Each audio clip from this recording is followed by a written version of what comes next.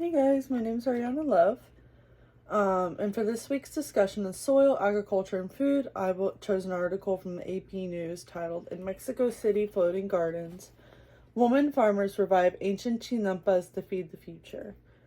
This story highlights how women farmers in Xochimilco, a wetland region in Mexico City, are bringing back chinampas, an ancient floating in gardens first built by the Aztecs as a form of sustainable agriculture. I first learned about this in colonial Latin American history class with Edgar Torres. He's a great professor if you get the chance to take him. This article explains that modern development and pollution have damaged Xochimilco's canals and soils, putting pressure on both biodiversity and food production. But these women are restoring the traditional Chinampa system, raised plots built with layers of soil, lake mud, and vegetation, to grow fresh produce without synthetic fertilizers or pesticides.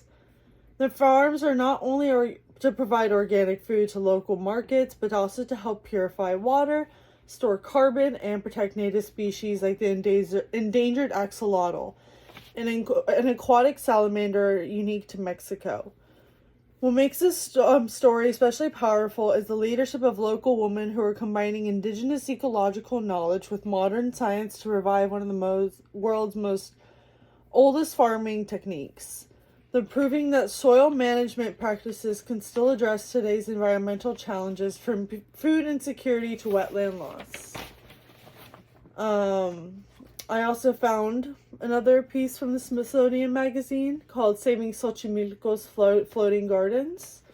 And this source explains the science behind Chinampa soils, how the layers of sediment and organic matter naturally fertilize and self-regenerate plots.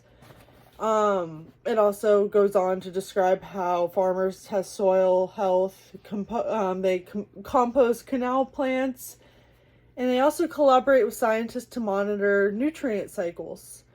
This reinforces the AP article's message that sustainable farming can protect the soil, that biodiversity, and urban ecosystems.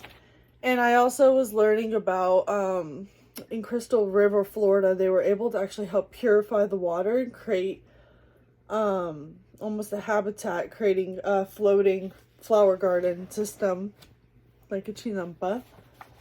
So in our lecture, we also learned about how soil conservation and sustainable agriculture rely on maintaining organic matter, preventing erosion, and using natural nutrient cycles, all of which the Chinampas achieve beautifully. These gardens are the real-world example of regenerative agriculture and ecological resilience in action.